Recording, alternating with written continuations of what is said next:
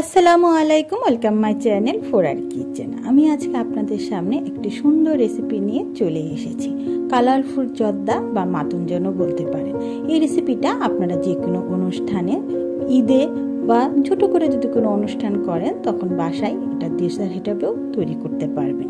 আশা করছি আজকের এই রেসিপিটা আপনাদের ভালো লাগবে। যদি ভালো লাগে অবশ্যই আপনারা সাবস্ক্রাইব করবেন। যারা সাবস্ক্রাইব করেছেন তাদেরকে অসংখ্য ধন্যবাদ। তবে চলুন শুরু করে দিই, দেখে নিই কীভাবে এই সুন্দর রেসিপিটা তৈরি করতে হয়। আমি একটি বাটিতে পানি নিয়েছি এবং সেখানে বাসমতি চাল নিয়েছি। এই বাসমতি চালটাকে এই পানিতে 20 মিনিটের মতো ভিজিয়ে রাখবো। ভিজিয়ে রেখে ভালোভাবে ধুয়ে নিব। চুলোতে একটি পানি দিয়েছি, পানি দিয়ে সেইখানে পানিটাকে ফুটিয়ে নিয়েছি একটি পাত্রে এবং সেখানে সেই বাসমতি চালগুলো দিয়ে ভালোভাবে এই চালটাকে আমি ফুটিয়ে নিব, যেন চালটা অন্তত 80% ফুটে যায়। এখন আমি ঢেকে দিব। 80% সিদ্ধ হওয়ার পর আমি এই চালটাকে ঝরিয়ে নেব। পানিটাকে আমাদের ঝরিয়ে নিতে হবে। এই যে আমি চালটাকে ঝরিয়ে নিয়েছি। এখন আমি শিরা তৈরি করব, সেজন্য 2 কাপ পানি এবং 2 কাপ চিনি দিয়ে দিব। চিনিটা গলে যাওয়া পর্যন্ত ফুটিয়ে নিব। শিরাতে দিয়ে দিব এলাচ, দারচিনি দিয়ে ভালোভাবে শিরাটাকে ফুটিয়ে নিব।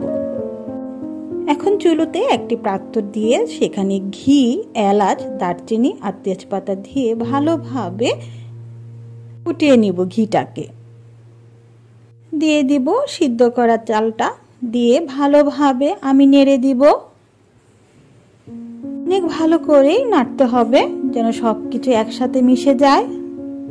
দিয়ে দিব আস্তে আস্তে করে শিরা দিয়ে ভালোভাবে নেড়ে দিব। আমি এখানে 2 বারে শিরাটা ব্যবহার করেছি। শিরাটা দিয়ে ঢেকে দিব 5 মিনিটের জন্য। 5 মিনিট পর আবার আমি নেড়ে দিব যেন শিরাটা ভালোভাবে ঢুকে চালের সাথে ভালো করে মিশে যায়। আবার নেড়ে দিচ্ছি। এখন আমি এক সাইডে অরেঞ্জ জুসের সাথে অরেঞ্জ কালারটা মিশিয়ে দিয়ে দিচ্ছি, আরেক সাইডে সবুজ কালারটা দিচ্ছি, আরেক সাইডে লাল কালার এবং আমি আরেক সাইডে পিঙ্ক কালার দিচ্ছি। আমি আমার পছন্দ দিয়েছি, আপনারা আপনাদের পছন্দ মতন দিবেন। তবে মনে রাখবেন এই রান্নাটা করতে হলে অবশ্যই 1-এর অধিক কালার ব্যবহার করতে হবে। দিয়ে ভালোভাবে ঢেকে দিব 5 মিনিটের জন্য। 5 মিনিট পর আমি উপরে মুরব্বা দিব, কাঠবাদামগুলি দিব, টুটি ফুটি দিব, কিশমিশ দিব, ছোট বেবি মিষ্টিগুলি দিব। সবগুলো উপকরণ দিয়ে আমি ভালোভাবে রেখে দিব 2 মিনিটের জন্য। এখন আমি কালারগুলি আস্তে আস্তে করে নেড়ে দিব।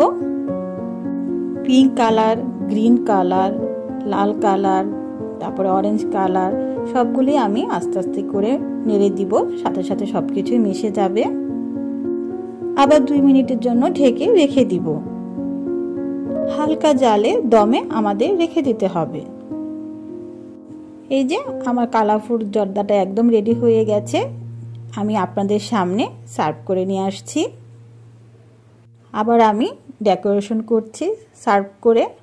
এখানে কাজু বাদাম দিয়ে দিলাম, মুরব্বা দিয়ে দিলাম, তারপরে টুটি ফুটি দিয়ে দিলাম, ছোট বেবি বলগুলো দিয়ে দিলাম 3 ধরনের। আপনাদের কাছে যা থাকবে হাতের সামনে আপনারা তা দিয়ে সাজিয়ে নিতে পারবেন। লাস্টে একটু মাওয়া দিয়ে দিলাম। সাজানোটা আপনাদের উপর নির্ভর করবেন, বাসায় যা থাকবে তা দিয়ে সাজাবেন। দেখুন দেখতে তো সুন্দরই লাগলো, খেতেও কিন্তু মজা লাগবে। একটি ভালো সুন্দর অনুষ্ঠানে আপনারা কিন্তু সবসময় এই রেসিপিটা করে ফেলতে পারবেন। আসছে ঈদ, আপনারা কিন্তু এই রেসিপিটা ঝটপট করেই তৈরি করতে পারবেন। আশা করছি আজকের রেসিপিটা আপনাদের ভালো লেগেছে।